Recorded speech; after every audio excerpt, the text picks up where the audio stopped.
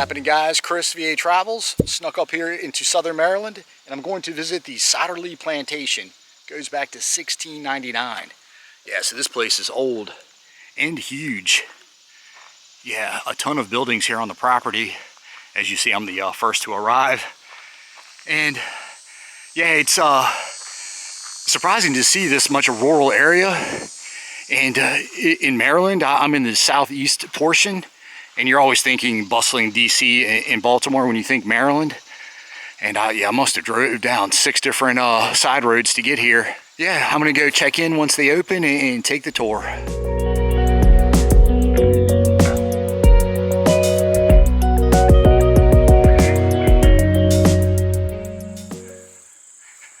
Let's see what this building is. Maybe a caretaker's house. Read these plaques and find out. It doesn't say exactly what this building is, but as you can see, it's kind of newer. So I'm not sure how much historic significance it has. But, some information over here. Yeah, War of 1812 and 1814, British troops arrived. 300 men, soldiers camped out here. And they left with 48 of SOTTERLEY's slaves. There they are with some fancy hats right there. And roughly 4,000 enslaved men, women, and children escaped to the British. Okay, let me walk over to the building. Oh, cool. It says 1729 up on that little kind of, not really a cupola, but it's got a little shield right there, but no kind of design on it. But yeah, 3 chimneys, and this is just a colonial revival structure. In 1910, the Satterleys, I know, pretty similar name, not Sotterley, the Satterleys came down from New York. Mr. Satterley's wife is the daughter of J.P. Morgan. Yeah, that J.P. Morgan. So they had some money, but he had an obsession with colonial America, and he had the house. You can kind of see a bow in the roof right there between those dormers. And it almost looks like the Mount Vernon on the back here, like a mini Mount Vernon. House is actually older than Mount Vernon. The first 2 rooms were built in 1703. Yeah, and this land was settled 1699. That's pretty old. But yeah, oh yeah, and it was remodeled to look at like a colonial home from 1776 was the idea.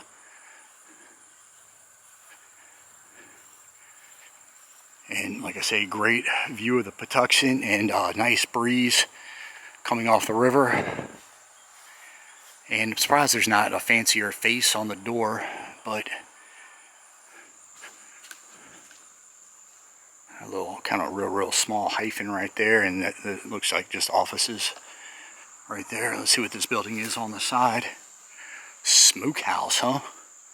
Wow, yeah, it's got some age to it. You can see it was stuccoed at one time.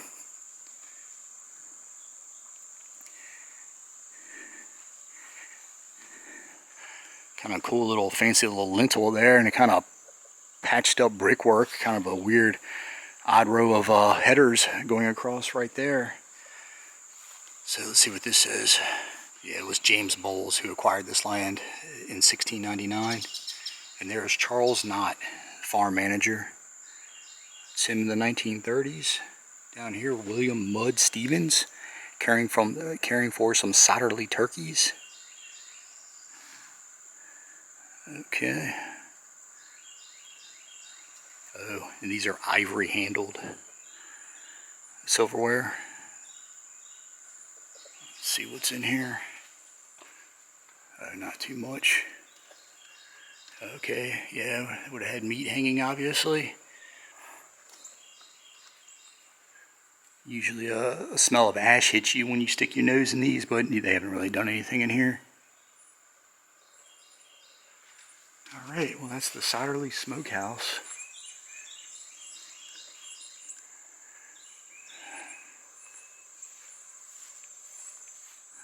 Alright, some narrow windows over here. And this would have been originally the back of the house, because of course the front of the house was always facing the river. The rivers were the roadways. Pretty cool, pretty tall chimneys. Pretty large dormers on that steep pitched roof. Almost look like some barn windows over here. But yeah, kind of an L-shaped house. Let's see what these say. Mabel Sotterley Ingalls. And she's the granddaughter of J.P. Morgan. And the daughter, of course, of the Satterleys that acquired the house in 1910. Inside Mr. Satterley's office, he was assistant secretary to the Navy. He was a New York lawyer. One of his clients was Mark Twain.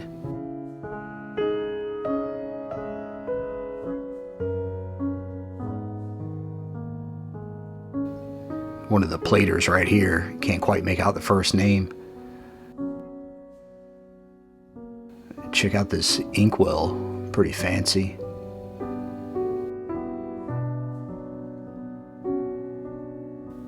Back here is his captain's uniform from the Spanish-American War. On the wall you'll see Sotterley Estate over in Suffolk, England. It's the ancestral home to the Platers. Sad side note, in failing health, Mr. Satterley committed suicide. He was up and staying in an apartment in Manhattan. This was in 1947, and he was 83 years old.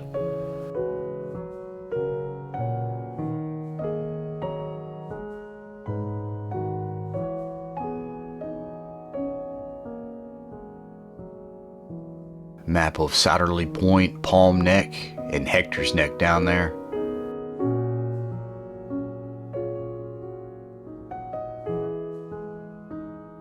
In the center hallway, and this is the first of the two rooms, the original rooms going back to 1703.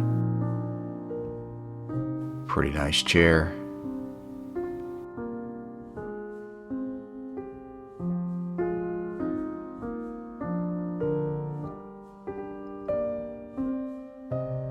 And definitely some fancy drawer pulls and a cool lock plate. This silver tea set was donated by the Briscoe family, and it was made up in Philadelphia.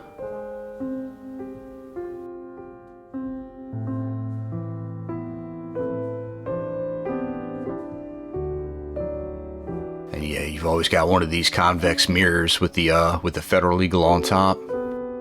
And this banister goes back to the 1760s when George Platter III owned the home. It's designed as Chinese Chippendale.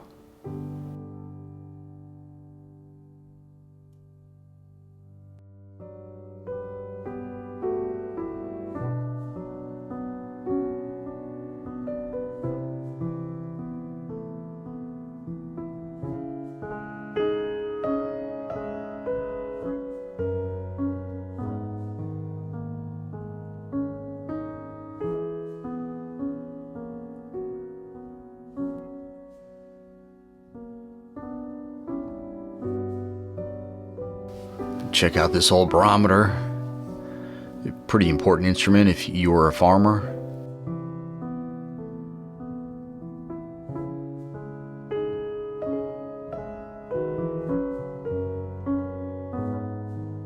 And you'll see the naval theme going on throughout the house.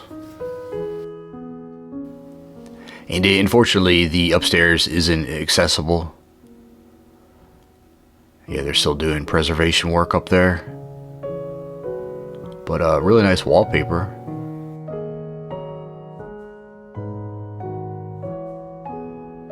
Above the fireplace is a painting of Sotterley, like I say, over there in Suffolk, England. And yeah, we're probably in the nicest room in the house.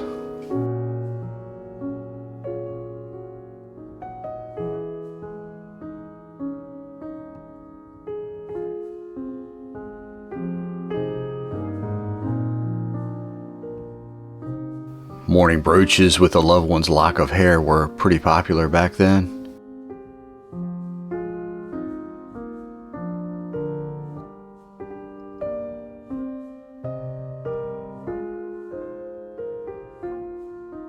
George Platter III, friends with George Washington. Obviously he didn't live too far away over there in Mount Vernon. First in war, first in peace, and first in the hearts of his countrymen. A famous quote by Henry Lighthorse Harry Lee.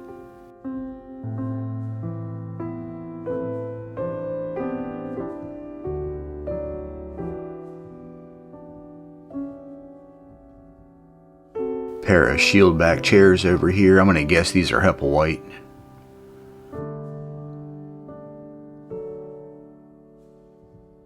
Kind of a shell design, it looks like, on the top of this enclave. And this guy is Peregrine Young. He's a slave that escaped aboard a British ship during the War of 1812. Later came back and helped 50 other slaves escape. Cool design down here.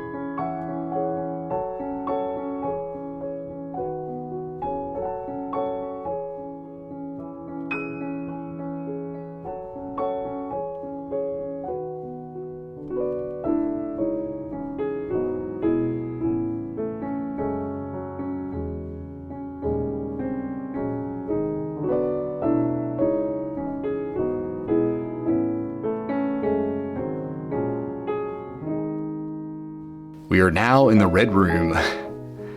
Yeah, this paint job really stands out. It was painted this color in the mid-20th century by Mabel Satterley Ingalls, and she chose this color red because it reminded her of a room in her grandfather's house. That would be J.P. Morgan up in New York.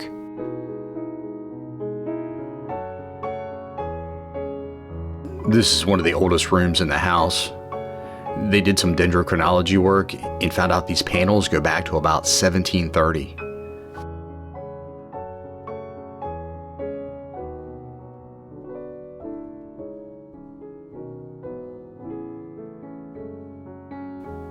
And a George Washington log holder. All right.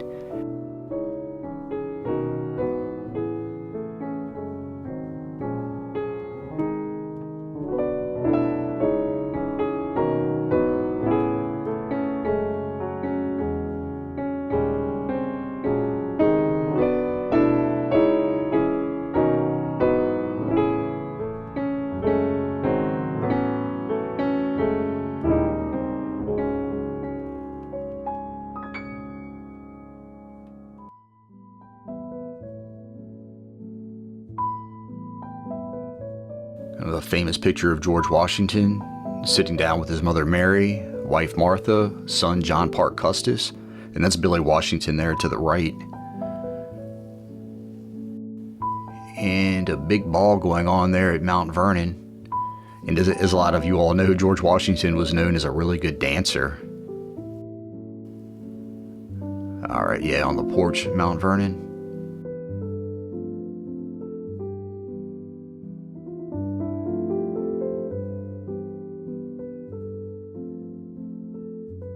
One of the original beams of the house, and they used cedar and cypress logs.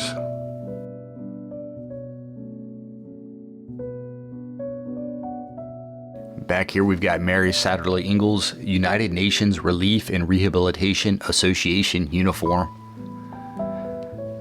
Yeah, she served or was a member in the mid 1940s. It was before she had purchased the house.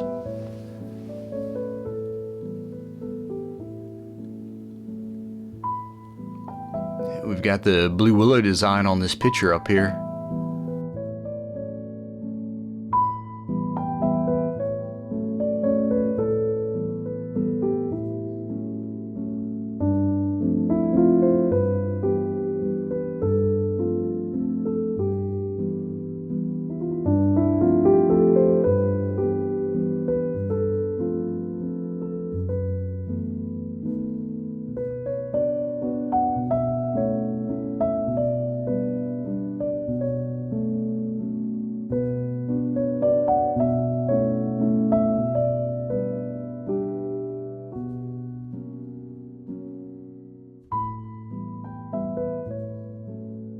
Elizabeth Rousby Plater, wife of George Platter III.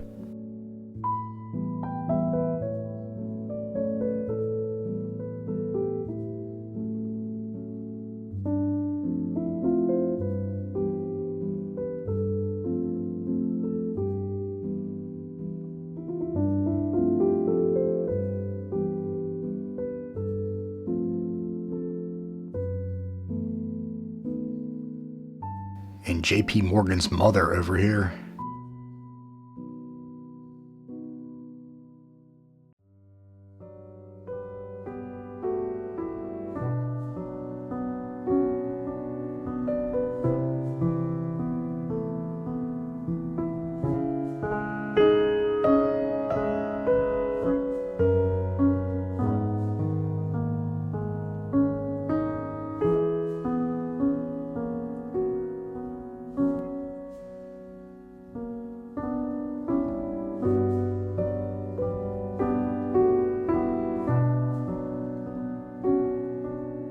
Here he is, George Platter III, represented Maryland in the Continental Congress, 1778 until 1780. He was also Maryland's 6th governor.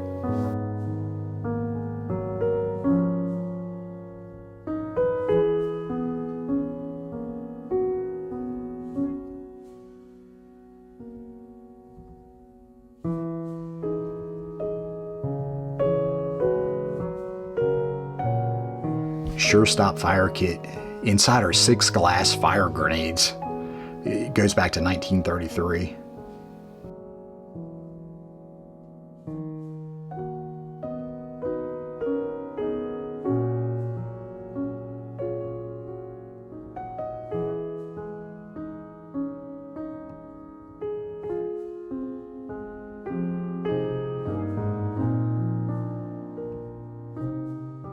This tin of White Rose tea balls goes back to the 1930s also.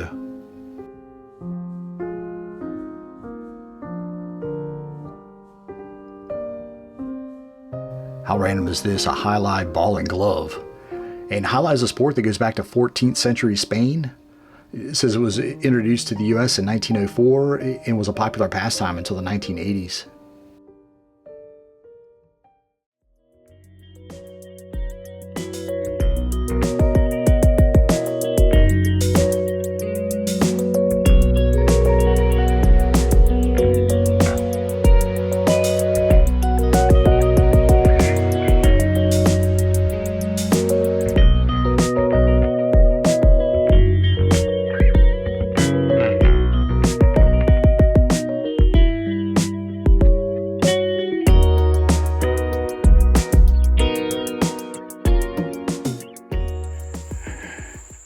Check these gardens out. Oh yeah, we've got a fig tree over here. See little figs sprouting on them. And some medical herbs, it says. Oh yeah, they've got little signs.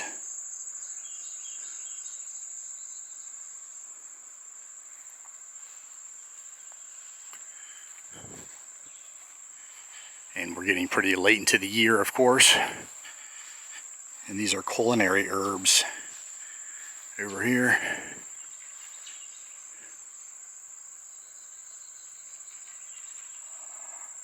Oh, there's a lot of outbuildings. Okay. And I don't want to bother them. They're working over there. Okay. Little kind of boxwood alley leading to a pool. I'll go up. Is that the Maryland crest on this kind of little structure? And there might have been something on top at one time, it looks like. Oh, are these foxes? Is that a greyhound? I don't know.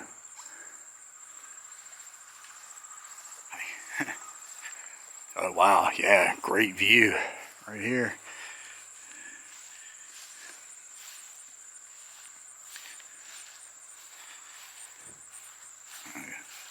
Get out of their way, but I'll just take a quick look. Yeah, I think this is an outhouse actually. Yeah, and over here the children's corner. All right, Little bunny statues, yeah. Dependency, that's what I thought. And yeah, it even has a little child's little potty. And yeah, I guess you guys know what they use those corn stalks for. That's how they wiped. Pretty gross. Oh wow, looks like a wasps have a field day in here. Hey. Alright. Okay.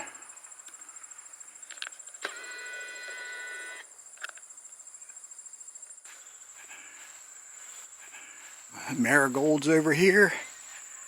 And things are popping a little bit more in this section. I don't know what those red flowers are. Pretty bright. Cool. Alright, yeah, it looks good over here.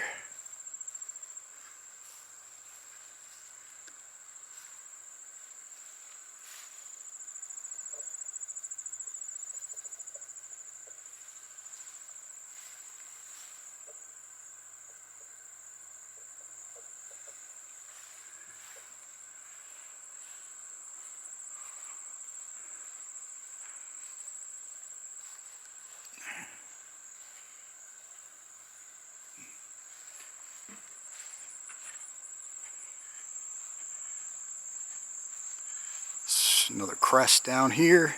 It's kind of an urn or something over here. Pretty faded. I think it's got a few years on it.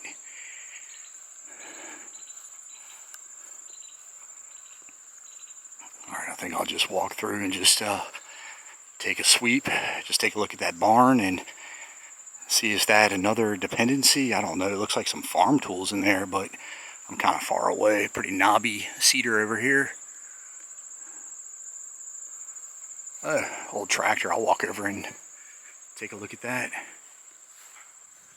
See a birdhouse down there, stone wall, and it looks like, yeah, they just store some tools in there. I don't think there's anything too special to look at, but kind of a matching building to that dependency.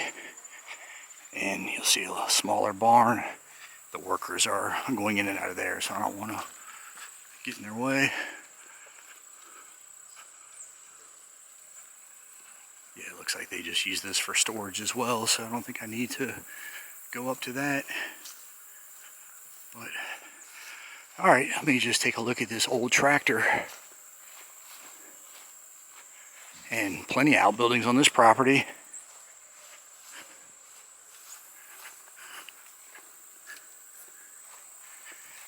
And Farmall. And this is a McCormick. Okay. The seat's still holding up. Yeah, no gauges on this thing.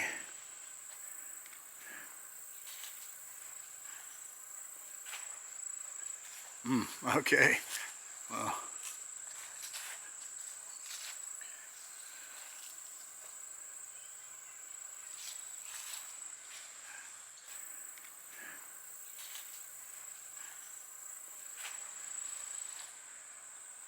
And I wonder what was in this tank. I'm not that familiar with farm equipment. Was it some sort of insecticide or something? I don't know. But anyway, I see some tobacco over here. Let me take a closer look.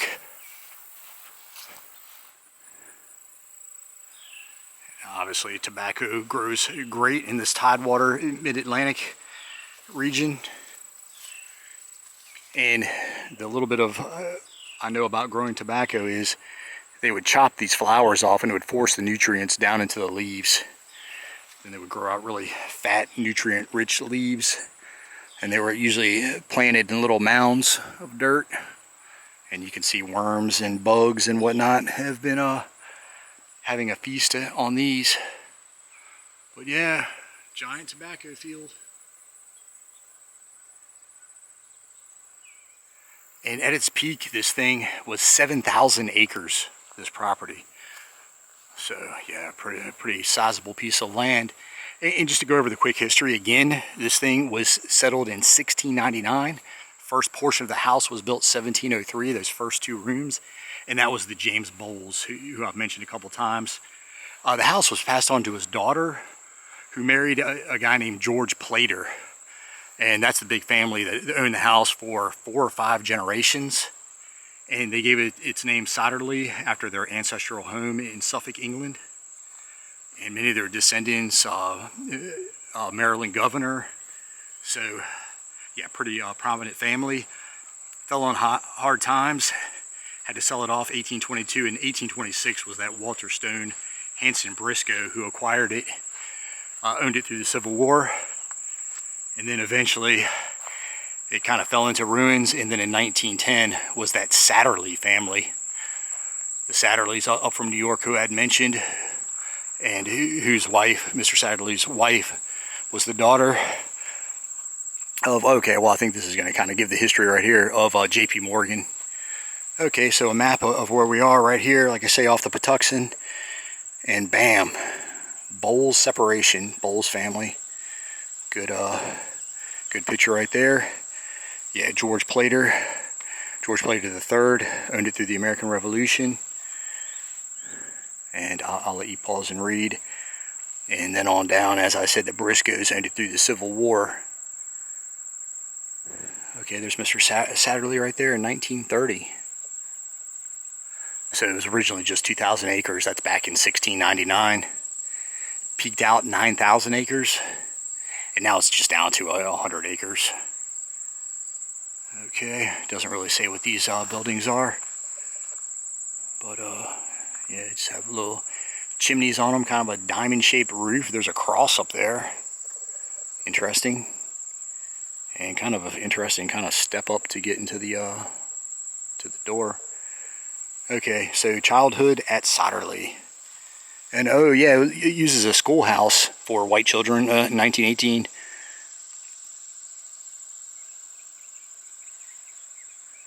Astronomy, huh? Interesting. Oh, a textbook used by the Briscoe children.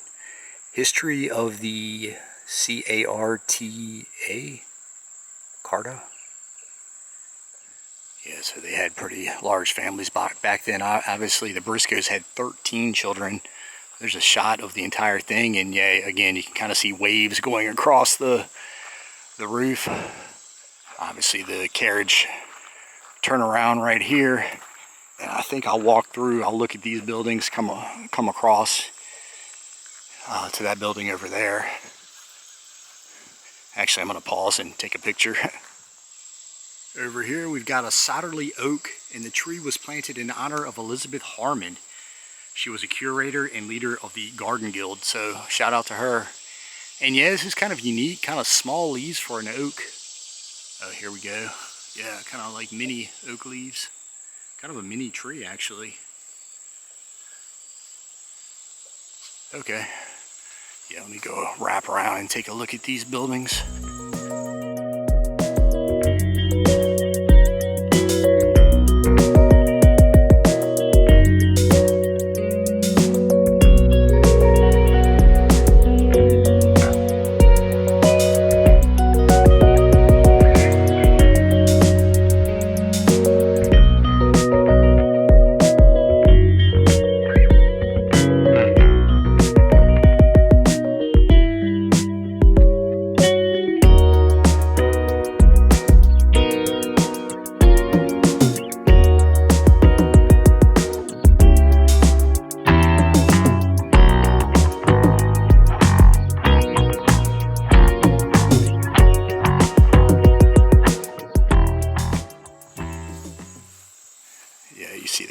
Turnaround right here. Kind of odd. Well, I said it was an L-shaped building. I didn't see the little extension at the end. Oh, I don't think I've read this one. Down here talking about how the Platters were friends with George Washington.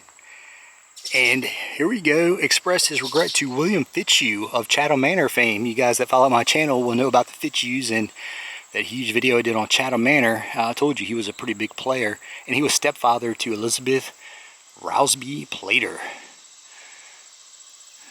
Yeah, so some letters. I'll let you guys pause and read. Oh, Colonel Taylor out of Richmond County, Virginia. Pretty cool.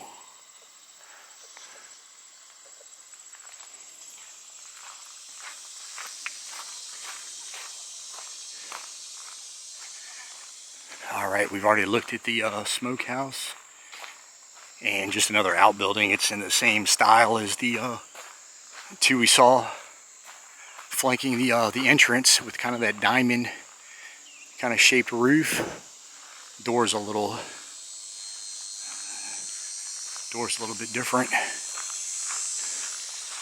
Alright, sun's out now. But alright, actually I think I'll take a look at this old house and wrap around, and there's kind of a log cabin looking house over there with a little bit to look at, it looks like.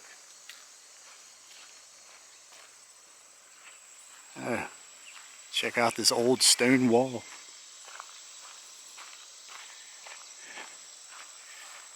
Interesting. Almost looks like lava rocks. Something you would see in Iceland.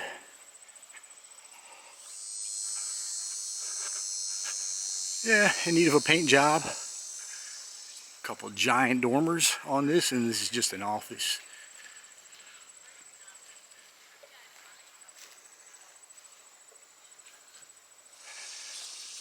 Oh yeah, a giant catalpa tree.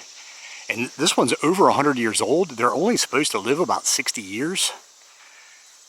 And a lady had told me it's been struck by lightning a couple times. Okay, so over here we're talking about the outbuildings. Maybe there'll be some sort of map or something. And there's an old wharf house right there. I guess that would have been down off the water. Sotterley steamboat landing. And here are the floor plans from 1910. And those original two rooms that I mentioned from 1703 are in bold. So right in the middle. Yeah. Okay, and actually I'm going to go down and read these plaques over there, see what they have to say, and take a closer look at this catalpa. You can see these long string bean looking seeds coming off of them. Fat leaves. Ants on them.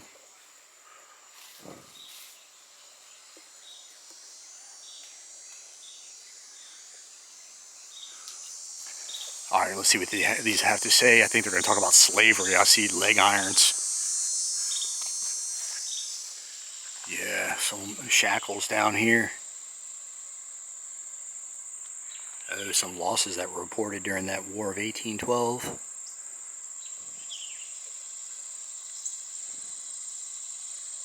And runaway slave here.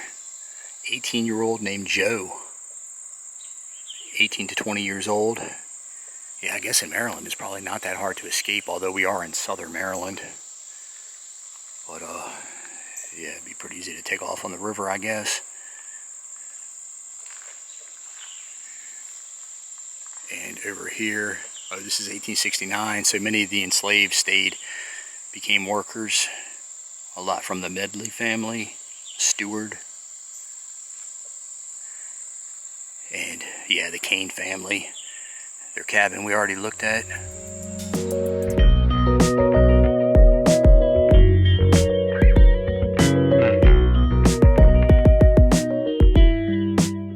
Yeah, great view of the Patuxent up on this rise here. I'll take a look at this slave cabin going back to the 1830s. It's the oldest, it might be the only original slave cabin. Most of the time, of course, they were wooden buildings. It usually didn't stand the test of time. But just take a walk in here. And the Kane family lived here. And one of the descendants passed away in 2015. So you'll just see just basic small one-room building. It looks like there may have been just kind of a creek that led down to the Patuxent right there. I don't think there's any water in it now, but you'll see 1850s to the 1860s, Hilary Kane and his wife Alice raised their many children, and they say between 10 and 20 people at one time were crammed into this little building. So you'll see, okay, a brick fireplace, and yeah, just some clams from down by the river, I'm sure. And you'll you'll see probably just clay from down by the river filling in the gaps here.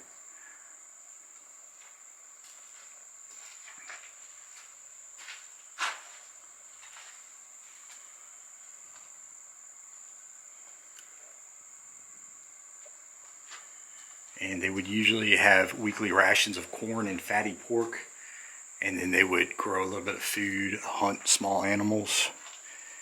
And the Negro cloth, just a linen set of clothes, sometimes cotton. And wow, that doesn't look like a very comfortable wooden bed. And over here, this little instrument is called a banger. And it's kind of a precursor to a banjo. And yeah, just an instrument they made. And you'll see going up to the loft up there.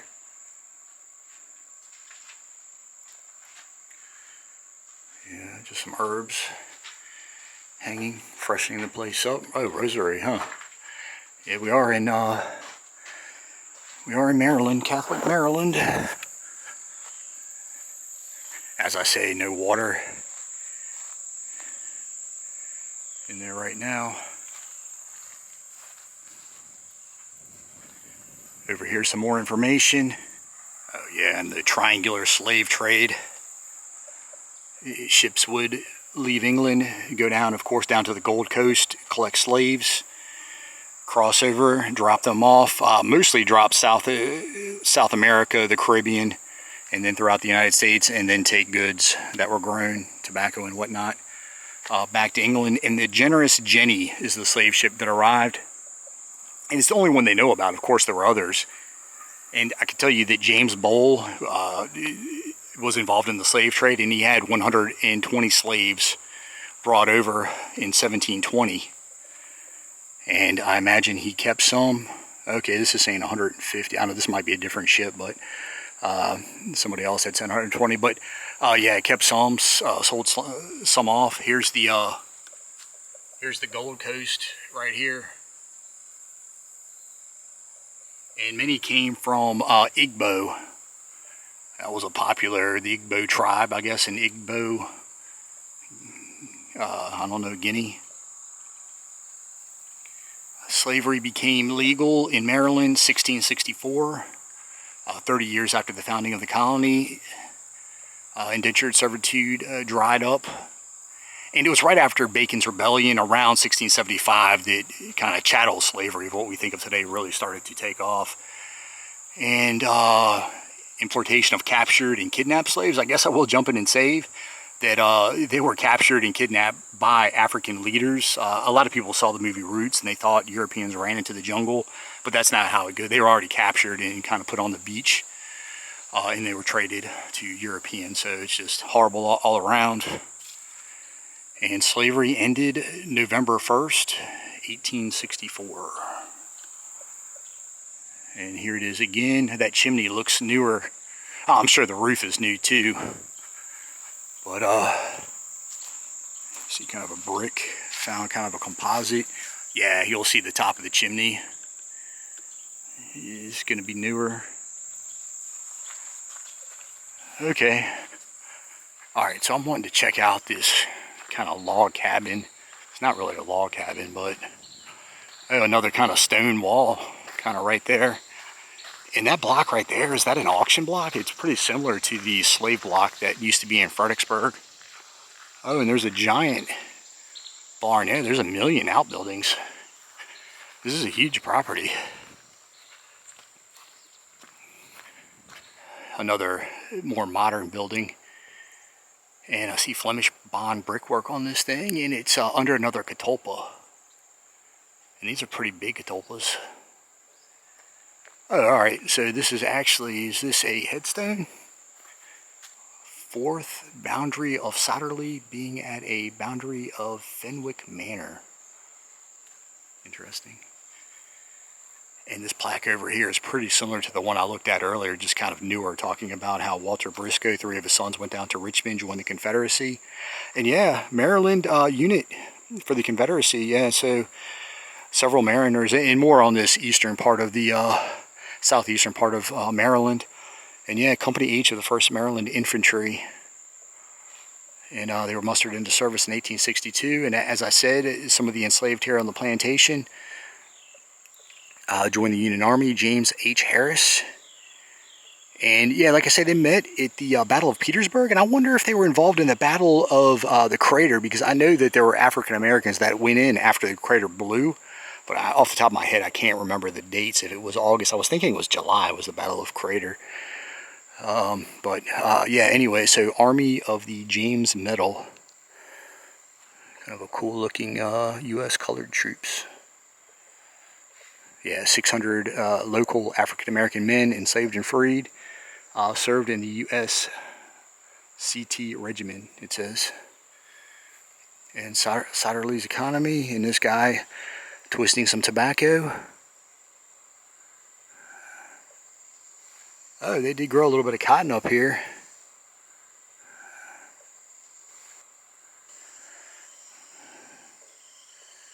Yeah, so all these 1910. So okay, there's that wharf right there, down on the water. And that's not too different from the view right now. There's hay rolls out there. Yeah, 2,000 acres originally, as I said, in 1703. And what is this? $6. Banknote right here. Indented bill of $6.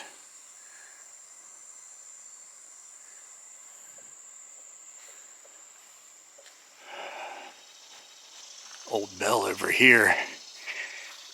And this is pretty much how you signaled to the slaves when it was time to, I guess, wake up, work, eat. Oh, okay, you can go inside here. Another catalpa. Oh, yeah, catalpas are going all. I've never seen so many. That's pretty crazy. All right, Sotterley's early days. And here's the river right here, the Chesapeake. And this is the George Alsop painting. Not quite as good as John Smith's painting, or drawing, I should say, of the Chesapeake. And yeah, they would always make it like this, almost like it's a river, the Chesapeake. More narrow than what it really is. But yeah, 1666. Pigs, foxes. And wolves were common in the area too at the time. Yeah, Native Americans got the gun right there. Here we are. Yeah, so if somebody can tell me, there's a Hollywood and a California, Maryland. Kind of weird. I'm sure the two towns predate the real California, but just kind of interesting that two towns with those names in Maryland. Old Reaper over here. All right. So maybe that was originally from 1757, older than I thought.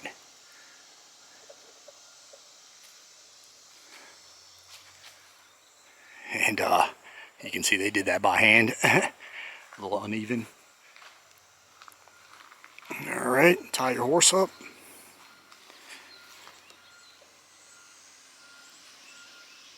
So this is a little blacksmith. Yeah, okay.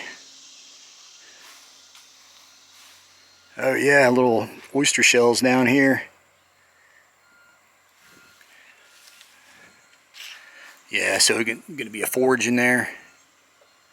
Yeah, made horseshoes, just what anything you needed. Parts of tools. Oh, and they did some coopering. That's when they made these hogsheads. Yeah, wow. Coopering goes back to 2690 BC. Made cast for barrels for storage. There's a little breakdown right there.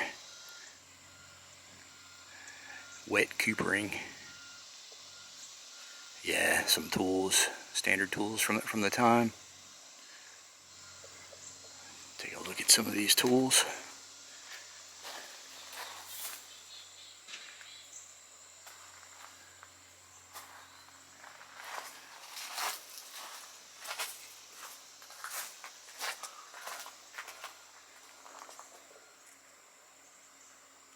Drill press, auger.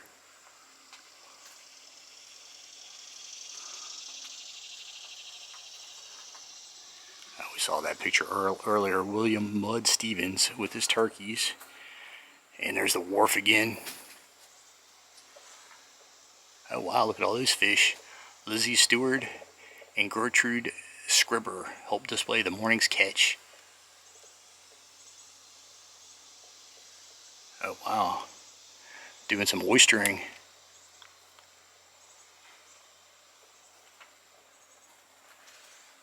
Okay, pretty cool.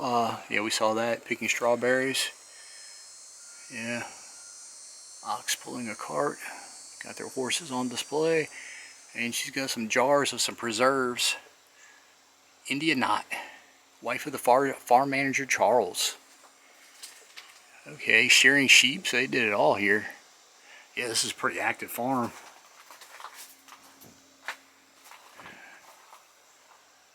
Okay. Alright, let me go in here. Oh, and let me take a closer look at this side. Just want to see some of these machines. Some of these tools over here. So obviously you would crank this thing. Horseshoes over here.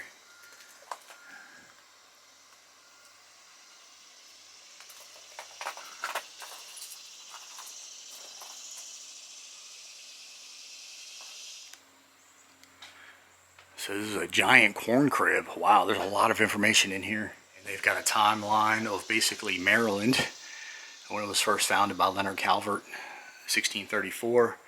And there's John Smith's map I was talking about. And that's the Chesapeake right there. Like I say, it's kind of a fat. He got that off, but he's pretty accurate naming all the Native American just kind of tribes and settlements. Chief Powhatan up there, Algonquin. Yeah, so that's his drawing. Oh. So, okay. Cool. Yeah. Wow. This thing's in great detail. And this is that John White I always mention. You see anything to do with the the very first settlements, you're always going to see this picture. And John White, he's the one who settled at Roanoke Island. He led the third voyage over where he showed up and everybody was gone. And he just saw that word Croatoan on the tree. He was an artist. He drew this. And then it was engraved and kind of fancied up by this guy, Theodore DeBry.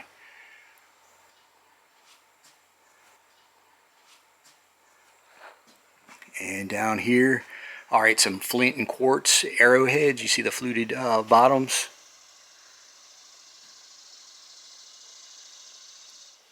Oh, 1926, map made by Philip Capel, showing the Sotterley estate.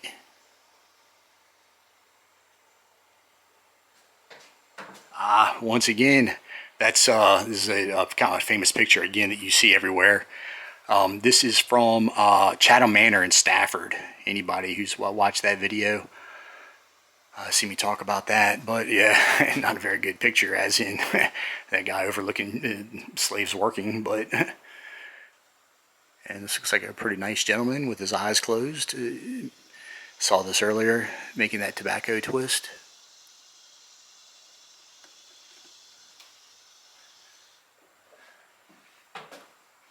And this is Ruth and Bernard Barber.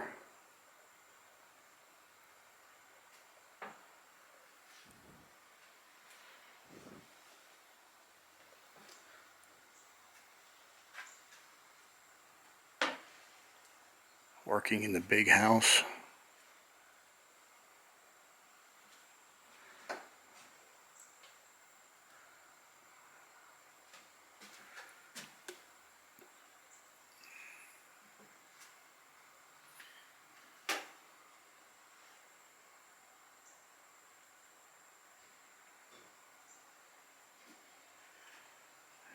Yep, that's how they did their laundry.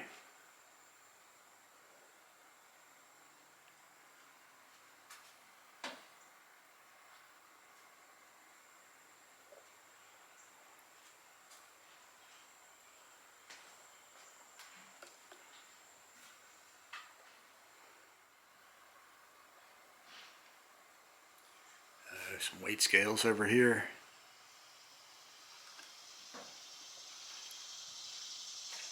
All right. A lot of information in here.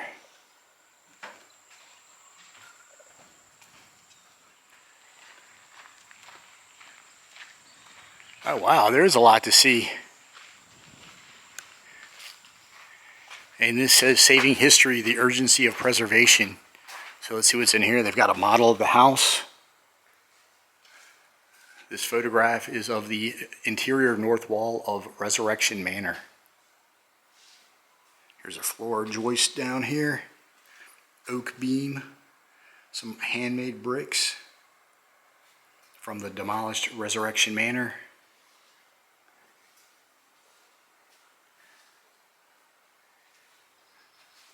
So, oh, here we are. There it is. James Jetson Norris's family lived in the Resurrection Manor.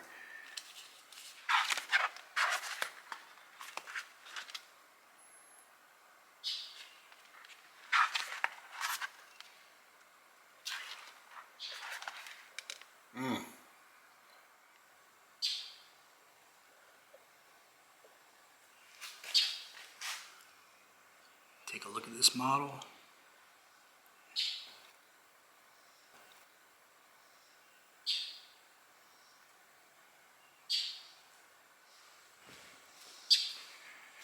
Cool.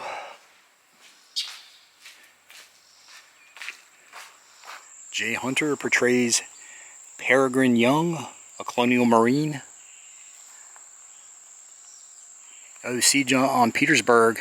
Yeah, that's where David Bristow, lieutenant, met up with some of the United States colored troops, as I say, that were from the property. Pretty interesting.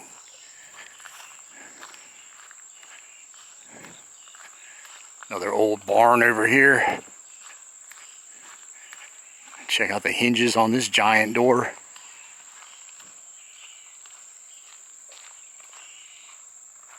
Yeah, it looks like maybe they have events back there. I don't think I need to walk back there. Well, just a big old barn over here. Giant barn doors. You see, it's been modernized. But yeah, it must just hold events in there. Cool. All right. I'll just browse around these buildings.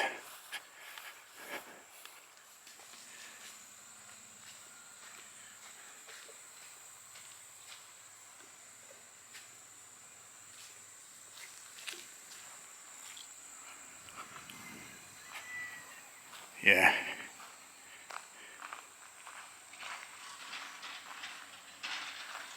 All right.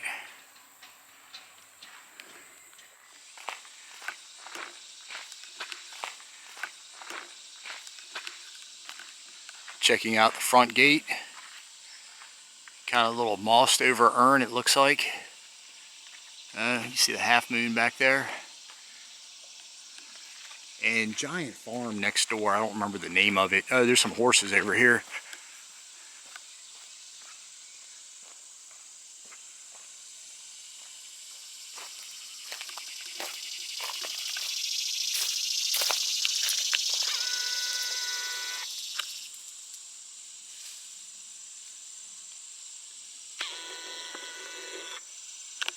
Cool. All right.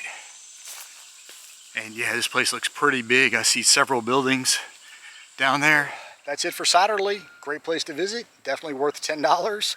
Extensive grounds, great house tour.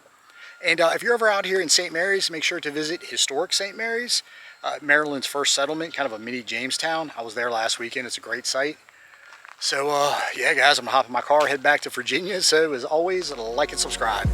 See you on the next one.